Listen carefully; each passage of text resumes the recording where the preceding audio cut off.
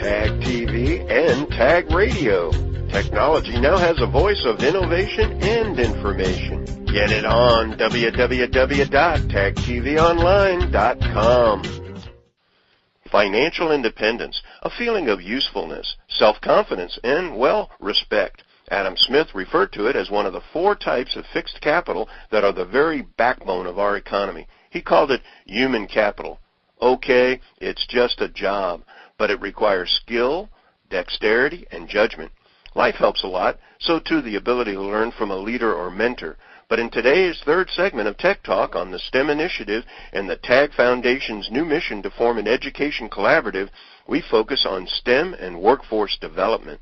Science, technology, engineering, and math education's current condition and future impact on the long-term prosperity of human capital for the knowledge-based industry in Georgia.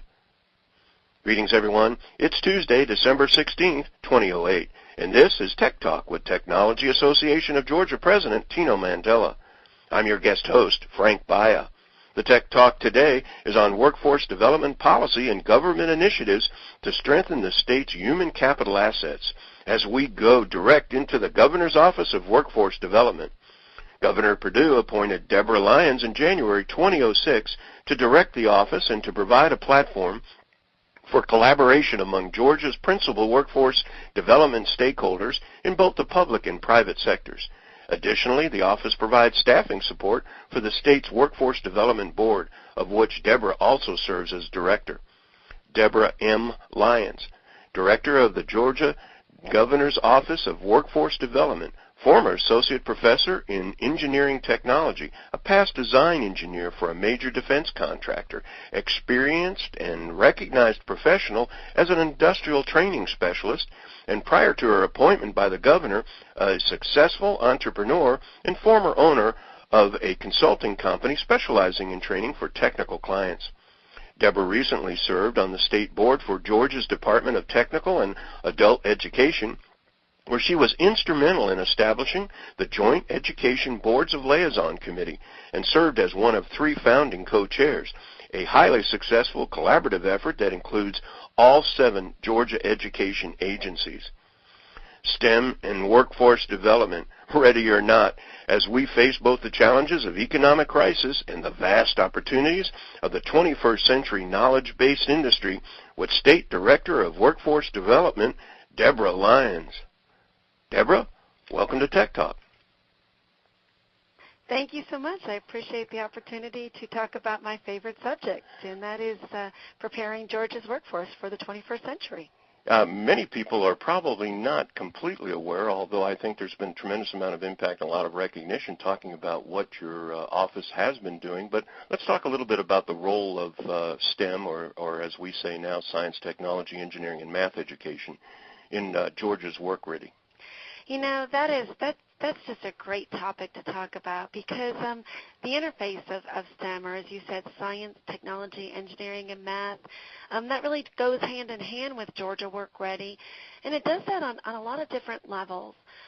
You know, the first thing with Georgia Work Ready is, you know, we have Work Ready certificates, and a lot of what that does is it measures an individual's work readiness skill using ACT work keys. But when you're talking about work readiness, what you're really measuring is the ability of someone to solve a problem. That's what employers are looking for. And frankly, when we talk about STEM education, there's that engineering component. And I am an engineer, so I know what engineers do. They solve problems. So the ability to develop that critical thinking, problem-solving skill goes hand in hand with Georgia Work Ready. And that's very much on the foundation level. And our ability to help communicate to our educators what those critical thinking, problem-solving skill levels are needed to do very specific jobs, it's a great tool for our educators to understand in the classroom where to emphasize and how to begin, you know, integrating those problem-solving skills in their classroom. But, you know, on a larger level, where we're bringing STEM education is you know, in Georgia Work Ready, it's very large, it's very comprehensive. One of the components we have is regional workforce development strategies aligned to Georgia's growth industries. And in this area, we really look at the interface of those work-ready tools, those work-ready certificates and job profiling tools, we look at the interface of that with knowledge, what our K-12, our post-secondary schools do. And then we combine that also with what we call hands-on and experience. And those three things together is what employers are looking for.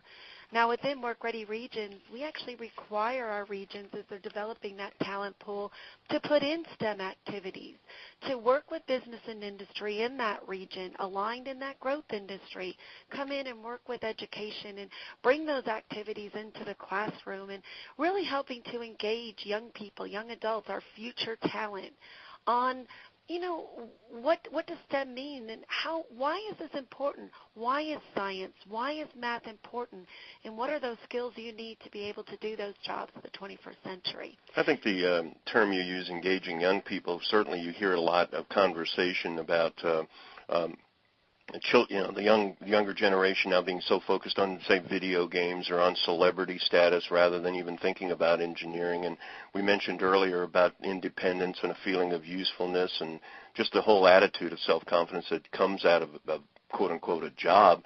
Talk a little bit about career pathways. Now, what I guess I want to focus on for a moment is how do we in the state, as far as the high schools are concerned, are creating any kind of career pathways towards these key subjects so important to knowledge-based industries?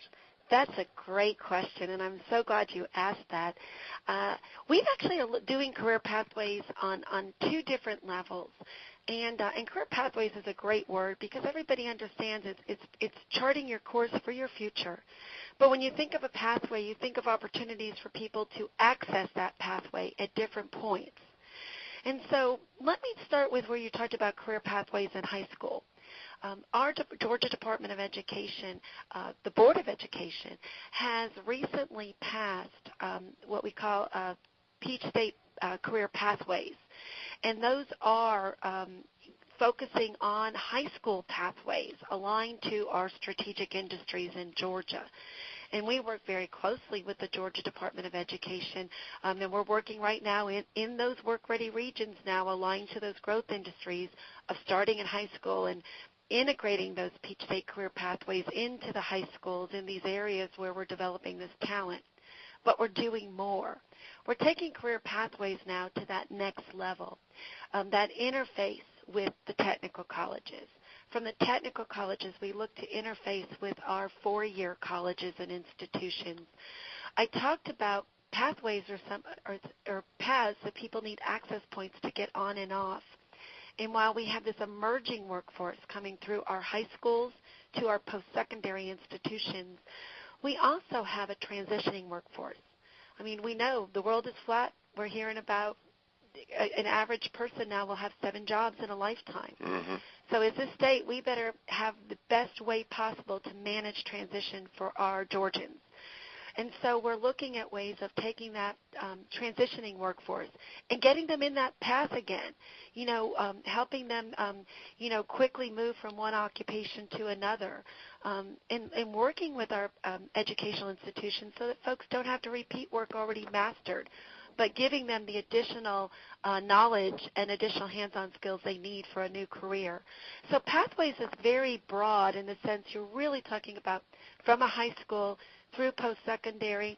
There's even a continuing education component, may even be a private sector training component. So when we look at pathways, it's very, very holistic and making sure we have access points for, the emerging workforce, dislocated workers, transitioning workforce, and frankly, the third group of people, and those are folks that are underemployed, people that may be working, in delivering maybe pizza right now, mm-hmm. but may have a need, for a job that eventually is going to pay them more money, and so we're looking at all three of those populations and thinking of a pathway in a very, very broad term, aligned with where the state is looking to grow. Now let's talk a little bit. You did mention private sector. Give us an insight in terms of how Georgia employers and communities are playing a role in linking education to the subject that we're talking about as far as job growth in the future is concerned. That's another great question. I feel like you must have read our website before you called. Well, I'm going to mention that earlier, that I wanted to let people know that if you have a website to learn more about it, because Absolutely. There's so many fascinating things that all of us really are just not aware of that is going on behind the scenes. And, technology, they talk about exponential growth, where things happen sort of under the surface and all of a sudden they just pop up and it seems like they've been there forever. And I think this is a case where, that proverbial duck kind of a thing. Most of us don't really realize how much Governor Perdue and the state government is doing in this area. But let's go back to that employers and communities playing a role. Tell us a little bit about the link up there to job growth. That's just a great question. And we are actually working with industry on two different levels. On our, actually, three different levels. We're working with them on the regional level because each one of our work-ready regions aligned with the growth industry is led by an industry leader. And I think that's very important. That is something new in Georgia.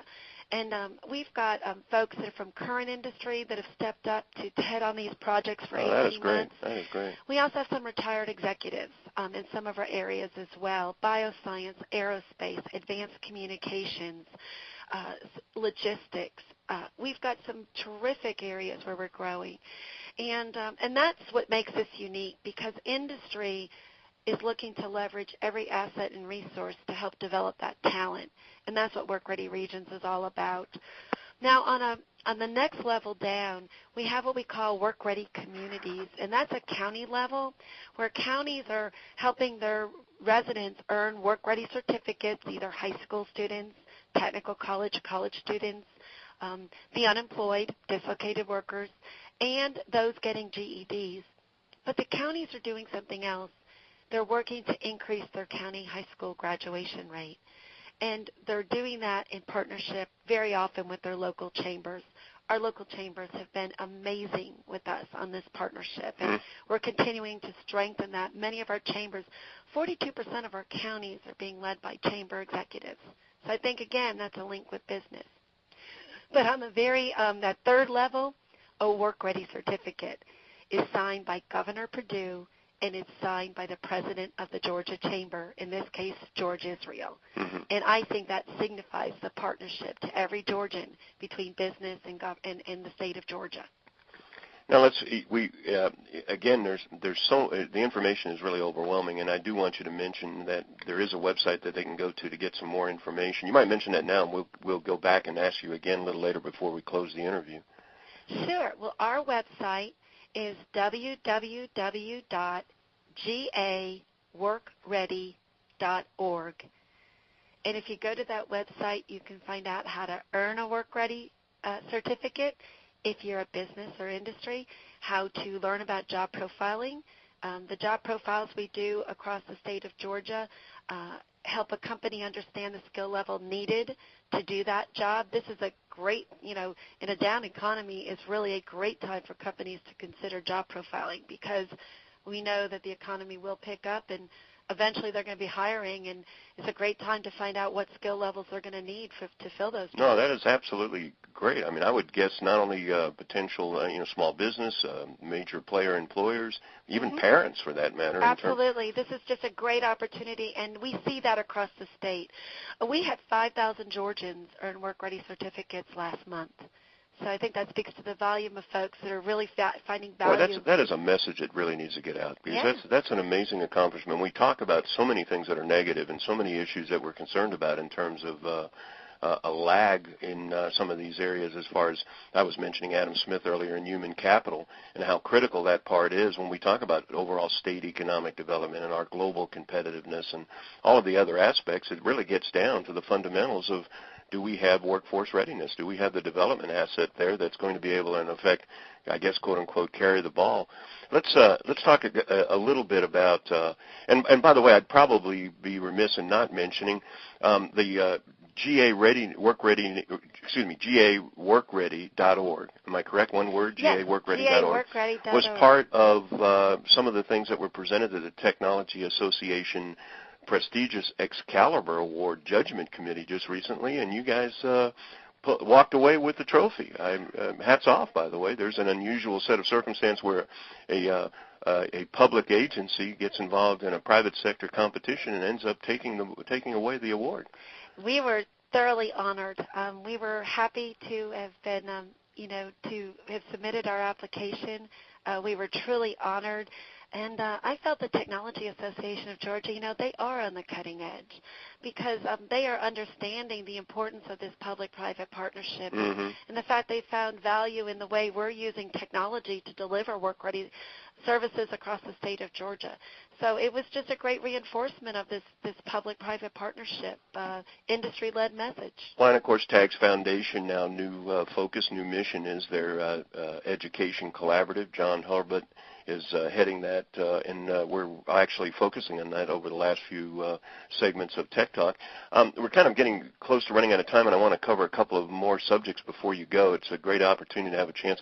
I must tell you that I wish there was more opportunity, Debra, for you to be able to get this message out because there's so much that people really don't know and understand about what you're doing and the work that you're doing. But let's cover another point before you go, and that's the role of post-secondary institutions, especially as it's focused on knowledge-based industries. Talk a little bit about how that's playing a role in developing the workforce for the future. Our post-secondary institutions are just doing a fantastic job in really preparing our workforce for knowledge-based industry. And they're also doing a great job of looking at themselves a second time and saying, what do we need to do to be more innovative? Our Chancellor, Errol Davis, and our Commissioner of our Technical College System, Ron Jackson, both of these gentlemen are very innovative, very creative, and continuously to look at, what is it they need to do to not only find ways of interfacing with high school students, getting them into these high-growth occupations that we're anticipating will be continuing to move forward in Georgia. And frankly, we do have areas in Georgia that we are still hiring. Not all is doom and gloom. There are still businesses out there looking for quality workers, with high skills. And they are doing a great job on being very innovative in how they're thinking, working with us and finding new ways on that career pathway, that very broad career pathway. And we're working with them hand in hand on finding ways of finding points that our transitioning workforce and our underemployed workforce can continue to hop on that career pathway and transition into new work. And both of these gentlemen are key players and very innovative in working with our office. So much that we hear in the news today, as you mentioned, is unfortunately down kind of information, down news. And, of course, just in the media lately has been the automobile industry. And I think there's a lot of argument as to that going through a transition, a re-engineering.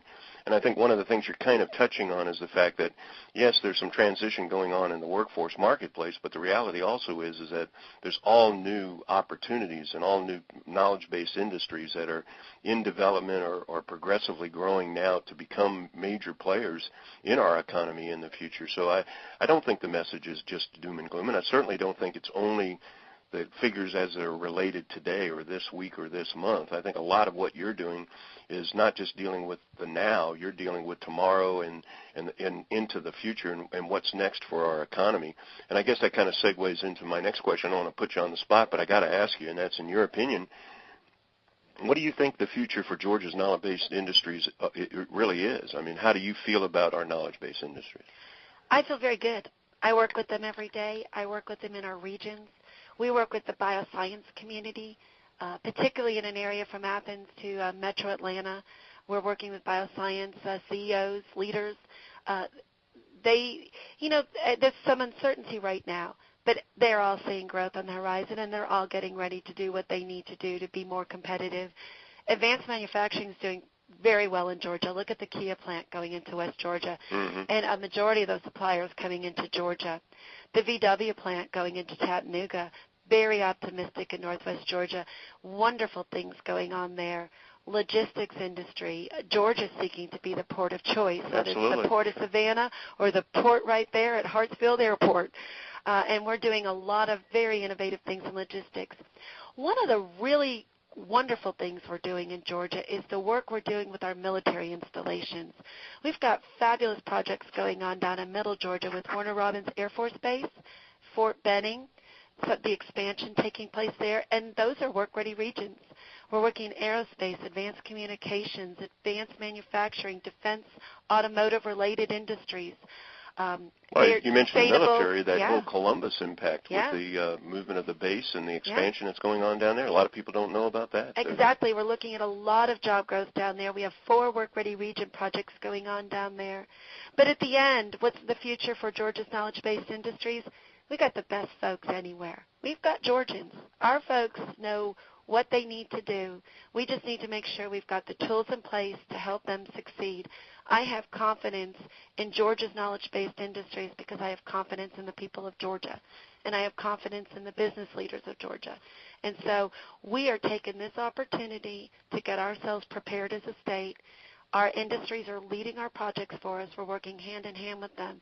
And Georgia's going to be on ready. We're going to be work ready, and we're going to be ready to lead when the economy turns around, and we know it's going to turn around. Well, it's more than inspiring. I think the bottom line, and we're going to have to end. Our time is running out, unfortunately. But I got to say that it sounds when I think any of our listeners, any of the technology community, any of the business leaders that are listening, they can get a sense that it's not about allowing things to happen. We're making things happen, and it isn't about things that happen to us. It's how we react to them and plan for the future. And it certainly sounds like readiness is a key word. We've had a great opportunity and a keen insight into some of the STEM situation and the workforce opportunities as far as the state with Debra Lyons. Debra's the director of the Governor's Office of Workforce Development. Debra, I can't thank you enough, and we hope to have you back again on Tech Talk. My pleasure, and I'd be delighted to come back.